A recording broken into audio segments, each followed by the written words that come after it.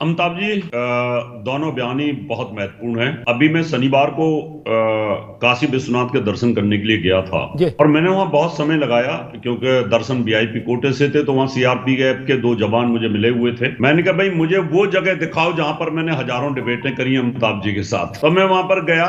काशी में और मथुरा में दिव्य भव्य और नव्य मंदिर बनेगा, इसमें कोई संदेह नहीं। ज्ञानवापी का मुद्दा फिर दोबारा से गर्मा गया है। सीएम योगी के ज्ञानवापी पर बयान के बाद अब दोबारा से बवाल मच गया। हमने देखा कि पिछले दिनों किस तरीके से ज्ञानवापी की जांच हुई, ज्ञानवापी को लेकर कई तरह की बातें हुई, तब भी बड़ी बड़ी डिबेट हुई और अब भी बड़ी बड़ी डिबेट यहाँ पर हो रही हैं। लेकिन मुद्दा इसलिए गर्मा गया क्योंकि यहाँ पर खुद योगी आदित्यनाथ, जो कि उत्तर प्रदेश के सीएम हैं, उन्होंने ज्ञानवापी को लेकर बड़ी बात कह डाली। और अब देखिए कि किस तरीके से पक्ष विपक्ष, चाहे वो मुस्लिम पक्ष हो चाहे वो हिंदू पक्ष हो, कैसे आपस में यहाँ पर ज्ञानवापी के मुद्दे को लेकर फिर भिड़ता हुआ नजर आ रहा है। योगी आदित्यनाथ ने 2-3 दिन पहले एक बड़ा बयान दिया और कहा कि ज्ञानवापी वस्तुतः काशी विश्वनाथ का ही विग्रह है, विश्वनाथ का ही विग्रह है। दुर्भाग्यपूर्ण है कि कुछ लोग उसको मस्जिद कहे। योगी के इस बयान के बाद कोहराम मच गया, हंगामा मच गया। जो लोग उसको मस्जिद कहते थे उनकी आपत्तियां आने लगी। लेकिन योगी आदित्यनाथ की अपनी एक शैली है, अपनी एक प्रतिबद्धता है। जिस चीज को वो सही मानते हैं उसके साथ पूरी दृढ़ता के साथ खड़े होते हैं, मुखरता के साथ खड़े होते हैं। अभी उनके इस वक्तव्य पर पक्ष विपक्ष में कोहराम चल ही रहा था कि आज योगी जी त्रिपुरा में थे, पश्चिमी त्रिपुरा में। वहां एक मंदिर का लोकार्पण था, राष्ट्रार्पण था उस समारोह में, और वहां उन्होंने इस बात को और आगे बढ़ा दिया। यहां केवल ज्ञानवापी की बात कही थी, वहां वो मथुरा को भी बीच में ले आए। और योगी जी ने कहा त्रिपुरा के कार्यक्रम के मंच से आज कि जैसे 5 सदी की प्रतीक्षा के बाद अयोध्या में भव्य और दिव्य रामलला का मंदिर बना, वैसे ही आने वाले समय में काशी में और मथुरा में दिव्य भव्य और नव्य मंदिर बनेगा, इसमें कोई संदेह नहीं। मुख्यमंत्री ने कहा कि अयोध्या, मथुरा और काशी सनातन के मान बिंदु हैं, इसलिए इन एक में भव्यता, दिव्यता, नव्यता आ गई। अयोध्या में, काशी और मथुरा में आना शेष है और ये बहुत जल्द होगा। अब ये तीनों स्थान उसी राज्य में है जिस राज्य के मुख्यमंत्री योगी आदित्यनाथ हैं, काशी, मथुरा और अयोध्या। अयोध्या में रामलला विराजित हो गए, काशी में विश्वेश्वर महादेव का विषय अभी लंबित है और मथुरा में कृष्ण जन्म स्थान का विषय लंबित है अदालत। और उन दोनों के संदर्भ में जब राज्य के मुख्यमंत्री कोई घोषणा कर रहे हैं, वो भी सार्वजनिक तौर पर मंच से, तो वो बात बड़ी हो जाती, उसकी गूंज दूर तक जाती, अनुगूंज दूर तक जाती। इस योगी से पहले के मुख्यमंत्रियों को आप याद करिए, वो अपनी जिह्वा से, अपनी कांपने कंठ से काशी, मथुरा और अयोध्या का नाम नहीं लेते थे। नाम लेने में डर जाते नहीं थे। अयोध्या के दाएं से बाएं से गुजर जाते थे,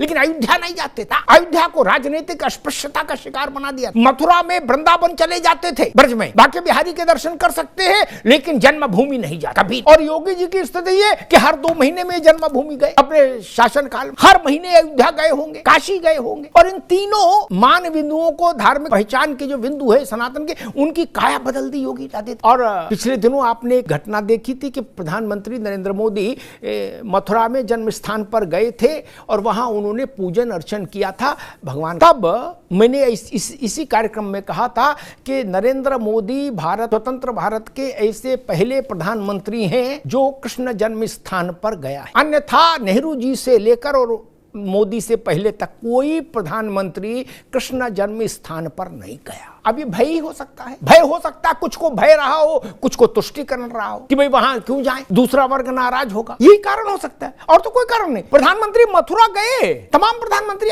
सामान्यतः सभी प्रधानमंत्री मथुरा गए, लेकिन जन्मभूमि नहीं गए, जन्म स्थान नहीं गए। जैसे अयोध्या में राम की जन्म स्थान नहीं, जन्मभूमि पर नहीं पांव रखा प्रधानमंत्रियों ने, वैसे कृष्ण की जन्मभूमि पर भी पांव नहीं रखा। ये अस्पृश्यता है, यह भय है, कुछ तो रहा। और काशी में ज्ञानवापी परिसर में भारतीय पुरातत्व विभाग का जो सर्वेक्षण हुआ, उसमें इस बात की पुष्टि हुई कि वहां हिंदू विग्रह है, मूर्तियां हैं, प्रतीक चिन्ह है, शंख है, गदा है, पद्म है, इनकी आकृतियां हैं और शिवलिंग जैसी एक बृहत संरचना वहां मिली, जिसको मुस्लिम पक्ष ने कहा फव्वारा है, हिंदू पक्ष ने कहा कि ये विश्वेश्वर महादेव का विग्रह है। और ये भी अद्भुत काम हुआ कि व्यास जी के तहखाने की जो पूजा अर्चना, राग भोग चल रहा था, उसको मुलायम सिंह की सरकार में बिना किसी लिखित आदेश के अचानक बंद करा दिया गया था।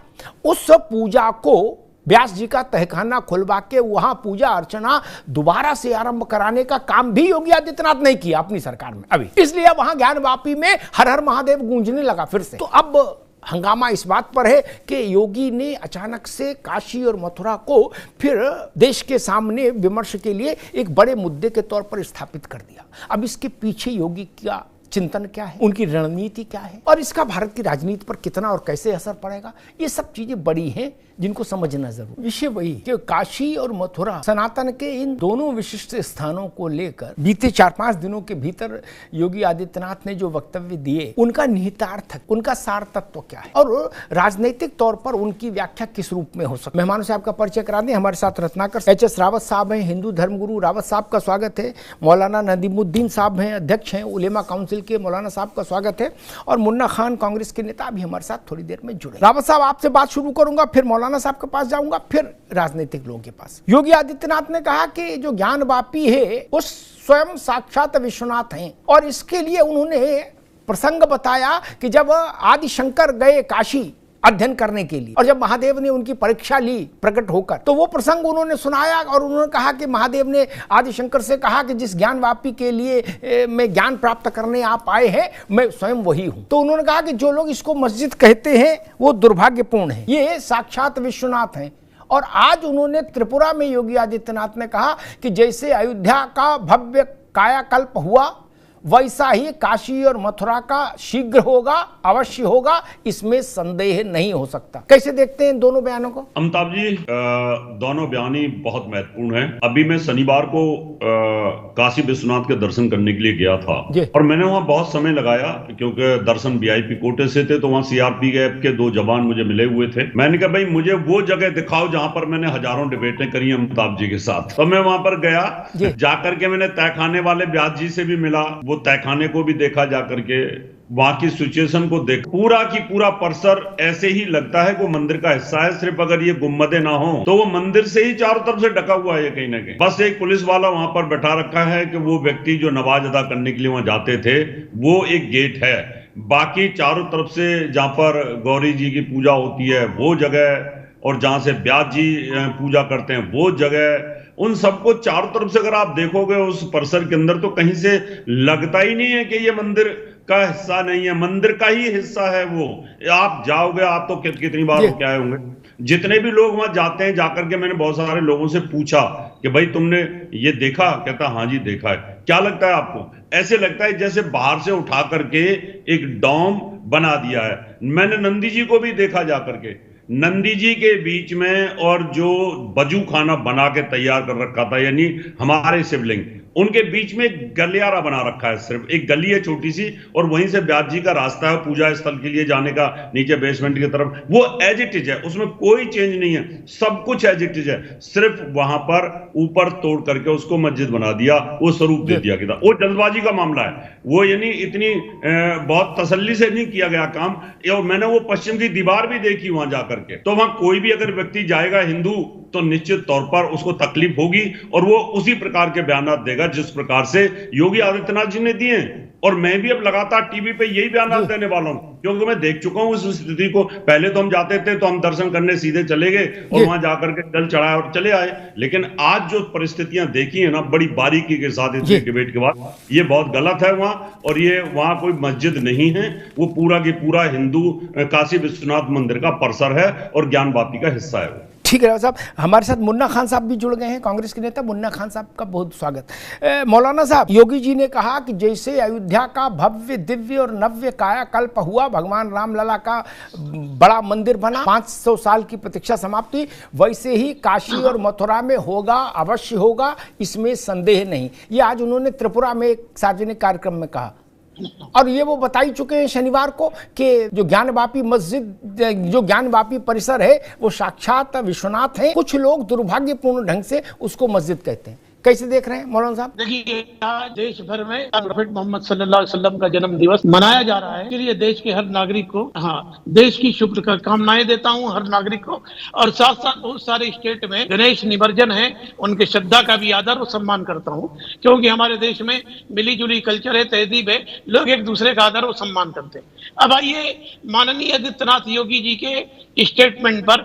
योगी जी इससे पहले भी इसी तरह का स्टेटमेंट दे चुके हैं। देखिए, जब साधु राजा हो जाए तो उसकी साधु की हैसियत खत्म हो जाती है। राजा को प्रजा के अंदर कोई भेदभाव करने की जरूरत नहीं, न मत के आधार पर न पंथ के आधार पर। माननीय आदित्यनाथ योगी जी अभी हाल ही में जब अदालत ने एक याचिका इसलिए खारिज कर दी कि हिंदू पक्ष ने कहा था कि वहां पर मस्जिद पे नमाज पढ़ने न दिया जाए, याचिका खारिज कर दी। अब मैं कहता हूं कि 1937 के अंदर भी अदालत ने माना है कि मस्जिद है। 400 साल से मुसलमान नमाज पढ़ते आए। 1809 में एक झगड़ा हुआ था, उसके अंदर कई लोगों की जाने गई। मैं ये कहता हूं कि भारत ये अदालत के अंदर ये मामला सब जुडिश है। 1937 में भी अदालत ने माना है। अहिल्याबाई होलकर ने जब काशी का नवनिर्माण किया था, मंदिर और मस्जिद के लिए रास्ते अलग अलग बनाए। अहिल्याबाई होलकर ने भी उस मस्जिद के अस्तित्व को माना है। अब आदित्यनाथ योगी जी ये कह रहे हैं कि वो मंदिर है, तो मुझे लगता है कि उनको ये भाषा इस्तेमाल नहीं करनी चाहिए। वो संवैधानिक पद पर है,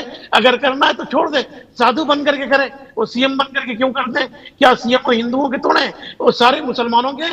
तो जब मामला सब जुडिश हो तो इस तरह के संवैधानिक पद पर बैठने वाले व्यक्ति को ये बयान नहीं देना चाहिए। बल्कि मैं तो ये कहता हूँ सरकार से कि मामला सिविल का है। सिविल कोर्ट में तो, सिविल मैटर में तो आप फास्ट ट्रैक कोर्ट नहीं बना सकते, क्रिमिनल में बनाते हैं। मगर मैं सरकार से आग्रह करता हूं कि ऐसे मसलों के लिए फास्ट ट्रैक कोर्ट बनाई जाए और उसकी हेयरिंग डे बाय डे हो और जिसके पक्ष में फैसला है। ठीक बात है मौलाना साहब। मुन्ना खान साहब का चलूंगा, लेकिन एक बात कहूं, देवी अहिल्याबाई का उल्लेख किया मौलाना साहब ने। उस समय का परिदृश्य पता है क्या था? हिंदू राजा हिम्मत नहीं कर पा रहे थे कि मुगलों के कोख का भाजन बनना पड़ेगा अगर मंदिर का पुनर्निर्माण कराएंगे। बड़ी मुश्किल से देवी अहिल्या ने साहस किया कि छोटी सी व्यवस्था हो जाए, राग भोग चलने लगे। हम उनकी परिस्थिति को समझ सकते हैं भाई। औरंगजेब ने जो वहां तांडव मचाया था जब विश्वेश्वर महादेव के मंदिर को ध्वस्त किया, तो बरसों बरस बीत के। मौलाना साहब आप तो पढ़े योग्य व्यक्ति हो, आलिम हो, जानते हो, वहां कोई मिट्टी हटाने को तैयार नहीं था हमारे डर के। गायों का रक्त बाल्टी में भर के ज्ञानवापी कूप में डाला गया कि नहीं डाला गया? वहां कौन मंदिर बनाता? इसलिए ये कहना कि नहीं अहिल्या ने मान लिया, ये ठीक नहीं था। वो आपातकाल में एक व्यवस्था थी कि चलो भाई कुछ ना कुछ से कुछ भला, बाबा को जल तो एक लोटा चढ़ाए। क्या सच नहीं है कि शिवलिंग को लेकर गोद में जो मुख्य पुजारी था विश्वेश्वर महादेव मंदिर का, वो कुएं में जल समाधि ले ली उसने। और आज भी जिसको फव्वारा बताया गया मौलाना साहब, ऐसा दूसरा फव्वारा पूरी दुनिया में कोई नहीं बता पाया, और ना इंतजामिया कमेटी ये बता पाई कि इस फव्वारे को चला के दिखा दो, आज तक नहीं दिखा। मसला इसलिए इतना भी सीधा नहीं है, विचित्र तो है। मुन्ना खान साहब, मुख्यमंत्री कह रहे हैं कि जैसे अयोध्या में नवनिर्माण हुआ, उन्होंने कहा कि 3 मान बिंदु है सनातन के, भारत के, काशी, मथुरा और अयोध्या। तो अयोध्या में काम कंप्लीट हो गया, काशी और मथुरा में जल्द होगा, अवश्य होगा, इसमें कोई संदेह नहीं। कैसे देख रही कांग्रेस और विपक्षी दल? सबसे पहली बात तो यह है कि भारतीय जनता पार्टी कभी कहती है कि कोर्ट के आदेश से राम मंदिर बना, और जब प्रचार के समय आते नजदीक, तो प्रचार के दौरान जितने भी भारतीय जनता पार्टी के नेता, चाहे मुख्यमंत्री हो, प्रवक्ता हो, वो सभी के सभी कहते हैं कि राम मंदिर मैंने बनवाया। पहले तो भारतीय जनता पार्टी ये फैसला कर ले कि राम मंदिर किसने बनाया। दूसरी बात, जब ये मामला कोर्ट में है तो योगी आदित्यनाथ चाहे जितना भी करे, कुछ भी कर ले, ये जुडिशरी का मसला है, ये कोर्ट के अंदर है मसला। तो कुछ भी किंतु परंतु कहने से बचना चाहिए, क्योंकि वो एक मुख्यमंत्री 25 करोड़ चुने हुए जनता के मुख्यमंत्री, उनको ये समझना चाहिए कि मैं एक जाति विशेष के लिए काम नहीं करूंगा। जिस तरीके से उनकी भाषा है, मैं लगता है मुझे कि कहीं उठाए गिरे की तरह भाषा है उनका।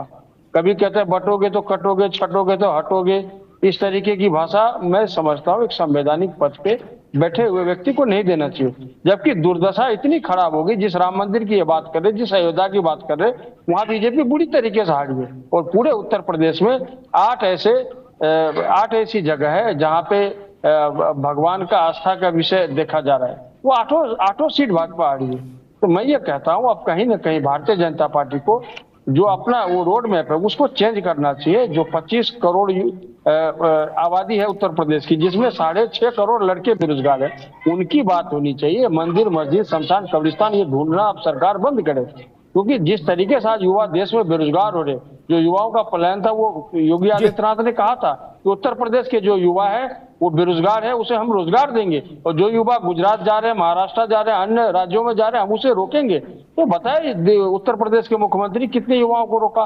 दूसरी बात, आपने कहा कि गायों के लहू को बाल्टी भर भर के फेंका जा रहा था। मैं आपको बता दूं, ऑन रिकॉर्ड 7 ऐसी फैक्ट्रियां साहिबाबाद में है जो बीजेपी नेताओं के चल रहे हैं, जहां पे गाय के मांस कटते हैं और वो एक्सपोर्ट होता है विदेशों में, लेकिन अल जजीरा, अल बसर, अल गुजर इस तरीके से नाम है।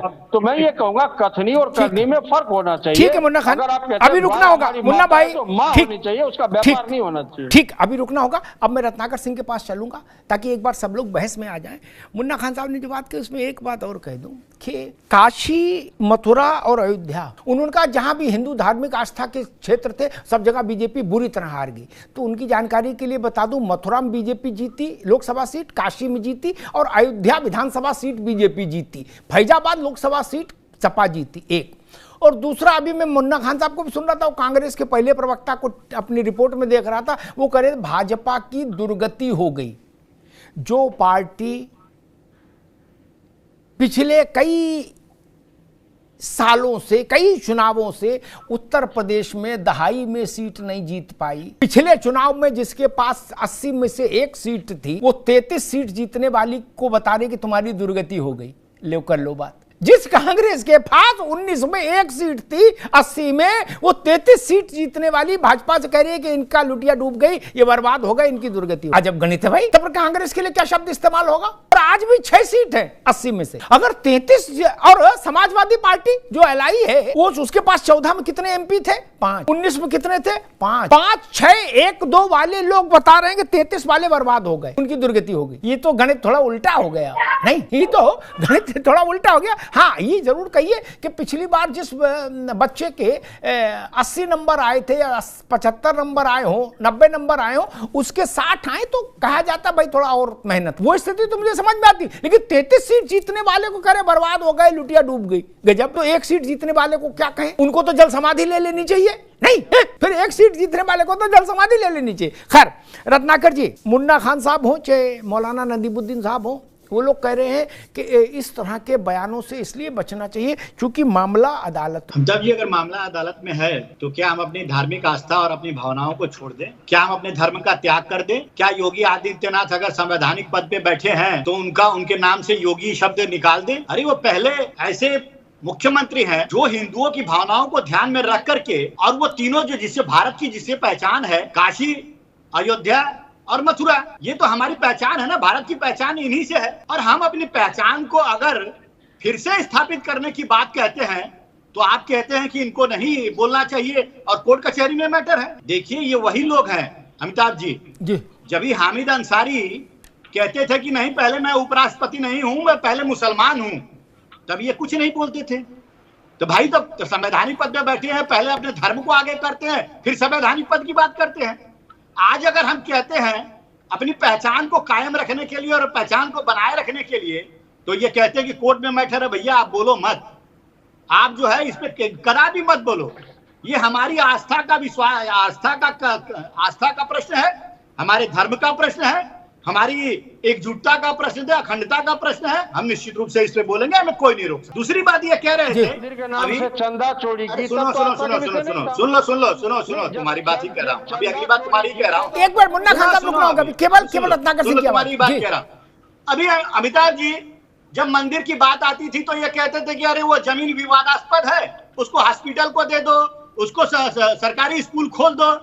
अब मैं इनसे पूछना चाहता हूँ, ये खान जी जो बैठे हैं और जो मौलाना यहाँ पे बैठे हैं, ये वक्फ बोर्ड की इतनी जमीनें हैं, इतने लाख हेक्टेयर की जमीनें हैं इनके पास, वो दे दो ना भैया स्कूल के लिए, वो दे दो ना हॉस्पिटल के लिए, वो दे दो ना राष्ट्र के विकास के लिए। तो जब इनकी पारी आती है तो ये कुछ नहीं बोलते हैं, और जब हमारी जहाँ पे आस्था जुड़ी हुई है, हम कहते हैं कि भैया इसको छोड़ दो, इसको काशी और मथुरा को छोड़ दो, हम अपने हमारे आस्था का, हमारे इष्ट देव की बात है, हम उस पर मंदिर बनाएंगे। तब तो वो कहते हैं नहीं नहीं, ये हाई कोर्ट, ये सुप्रीम कोर्ट में मामला है और इसको अभी इस पे कुछ नहीं कहना चाहिए। देखिए, ये वही मौलाना और यही खान है, जब हम ज्ञानवापी की बात कहते हैं तो कहते हैं कोर्ट में मसला है, इस पे मत बोलो। जब वही कोर्ट जब फैसला सुना देता है, जब राम मंदिर का फैसला सुनाता है, तो कहते हैं कि नहीं नहीं, वो तो मस्जिद था, वो आप लोगों ने गलत किया, आप लोगों ने तोड़ा।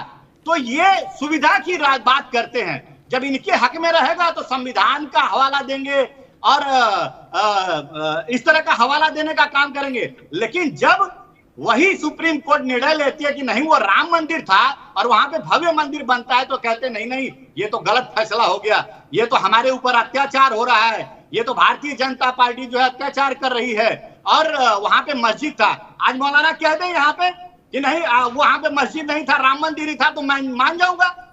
अरे भारत, काशी का एक एक बच्चा, अमिताभ जी मैं खुद स्वयं काशी से हूं, काशी का एक एक बच्चा जानता है कि उस मंदिर को औरंगजेब ने तहस नहस करके और उस पे मस्जिद बनाया है। अभी आपने रावत साहब की बात सुनी और एकदम सत्य है। वहां पे आप एक गुंबद को ऊपरी सतह से हटा दीजिए तो वहां पे पूरा का पूरा वो मंदिर नजर आएगा।